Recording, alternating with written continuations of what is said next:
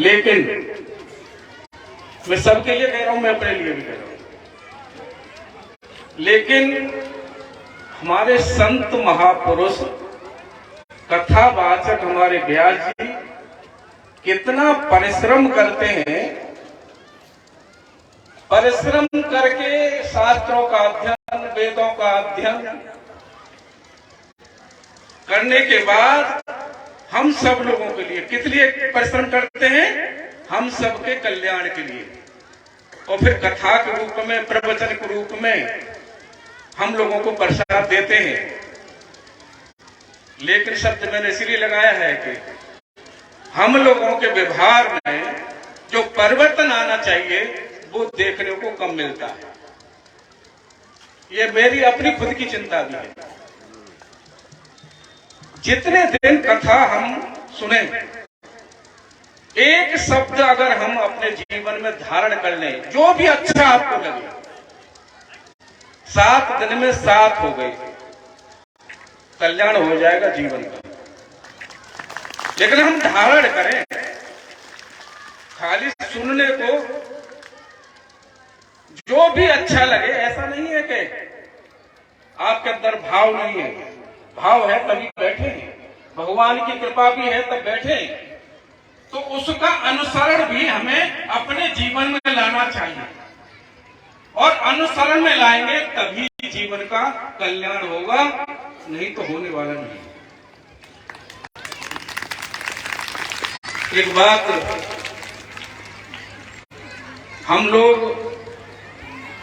भौतिकता में इतनी व्यस्ततम अपने जीवन में कथा भागवत सुने, लेकिन हम कोई कथा मन में आती है गरीब लोगों के हमारे पास संपन्नता नहीं है, हम कथा नहीं करवा पाएंगे या और कुछ प्रवचन नहीं कर पाएंगे, कोई बात नहीं है।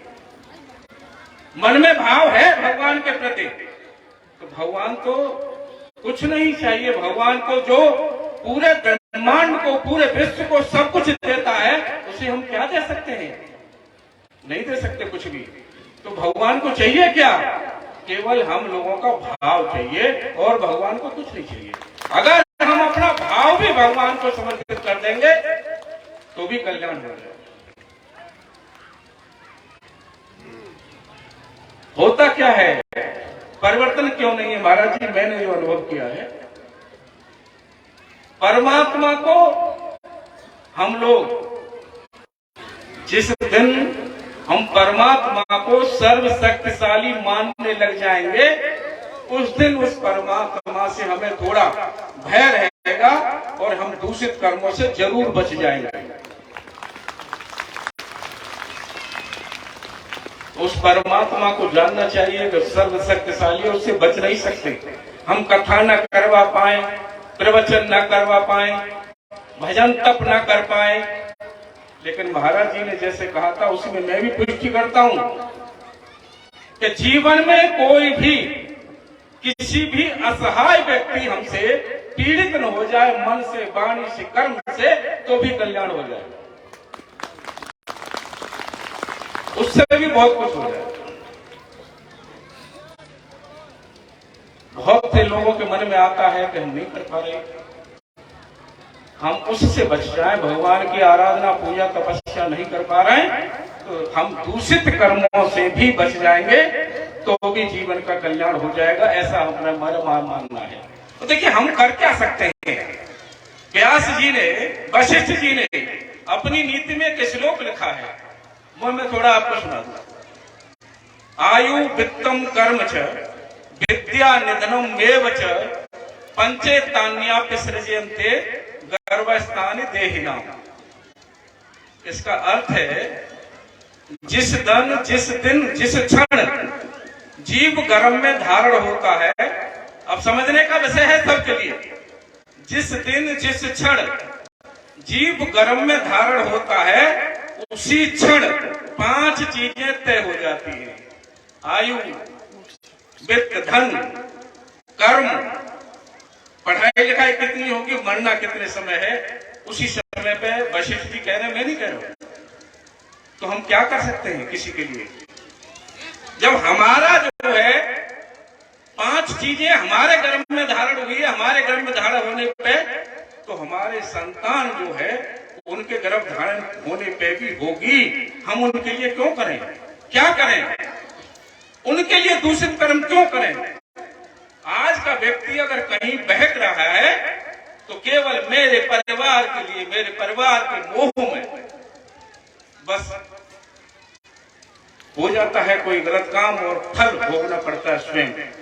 हमने देखा होगा, महाराज 2 मिनट नहीं, हमने देखा होगा कोरोना काल में पैसा जेब में रखा था, व्यवस्था नहीं मिली थी, पैसा काम नहीं आया था। हमने उस समय भी देखा था और आप सबने भी अनुभव किया होगा, ज्यादा नजदीकी रिश्ता कोई नहीं है जीवन में। गुरु शिष्य का, बाप बेटे का, पति पत्नी का। अगर पत्नी को कोरोना हुआ था तो पति ने नहीं छुआ था, और पति को हुआ तो पत्नी ने नहीं छुआ था, बेटे को हुआ तो बाप ने नहीं छुआ, बाप को हुआ तो बेटे ने नहीं छुआ। एक दूसरे को नजदीकी रिश्ते वालों ने छुआ नहीं। क्यों? क्योंकि अपने ऊपर नंबर था, लग रहा था अगर मैं छुआऊंगा, अगर छू लिया तो मेरा नंबर आ जाएगा। जब अपना नंबर आया तो रिश्ते खत्म हुए। ये सब अनुभव करने की विषय है। पैसा भी काम नहीं आया, रिश्ते काम नहीं आए, तो क्या चीज काम आई? वो भी आप सबने की। वो चीज काम आई इंसानियत। एक दूसरे की मदद के लिए लोग जो खड़े हुए, वो चीज काम आई और कोई काम नहीं आया। इसलिए परमार्थ जितना हो जाए उतना हम कर लें। धर्म के मार्ग पर भी अगर हम चल जाएं तो भी कल्याण हो जाएगा। धर्म के विषय में भी महाराज जी ने चर्चा की होगी, लेकिन एक रामायण की चौपाई में भी बोल दूं। धर्म विरते योगते ज्ञाना, ज्ञान मोक्ष प्रद वेद बखाना। धर्म का अनुसरण, धर्म क्या है? धर्म के अनुसरण करने से, धर्म से विरत, धर्म के मार्ग पर चलने से संसारी भोग वासनाओं से वैराग्य होगा, और वैराग्य हो तो क्या होगा? परमात्मा से जुड़ाव होगा, और परमात्मा से जुड़ा होगा तो ज्ञान की प्राप्ति होगी, और ज्ञान की प्राप्ति होगी तो कल्याण हो जाएगा। ये है धर्म का मार्ग। अब बात आती है धर्म क्या है, तो रामायण में चौपाई है, परहित सरस धर्म नहीं भाई, पर पीड़ा सम नहीं अदमाई। दूसरे का हित करना, इससे बड़ा कोई धर्म नहीं है, और दूसरे को दुख देना, इससे कोई बड़ा पाप नहीं। तो इतना तो कर सकते हैं ना हम लोग कि दूसरे को सताए ना। कर सकते हैं कि नहीं कर सकते? और जितना हो जाए अपना भला कर दें, आपका कल्याण हो जाएगा। एक बात जरूर कहूंगा। अच्छा, एक बात मैं जरूर कहूंगा।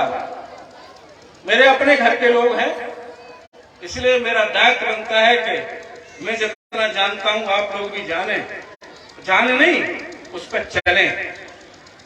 एक वैवस्वत पुराण में एक श्लोक आया है, वो गंभीरता से हम लोग सुनेंगे और उसका अनुसरण करेंगे तो भी बहुत कुछ हमारे जीवन का कल्याण हो जाएगा।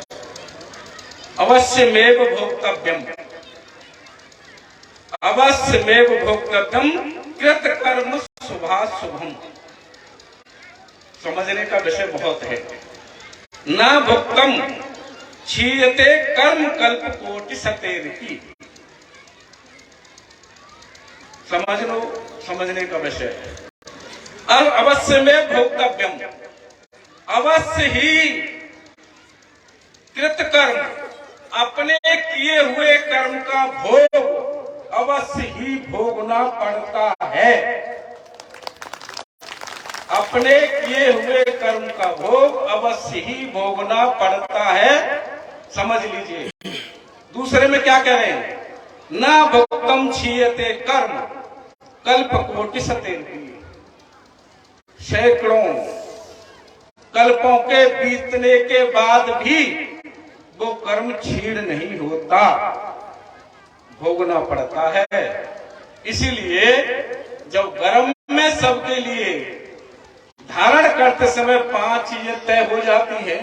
ये जन्म हमारा पूर्व संस्कारों से है, और पूर्व संस्कारों से हमारा जन्म है, तो हमारे परिवार में हमारे बच्चों का भी जन्म पूर्व संस्कार से है।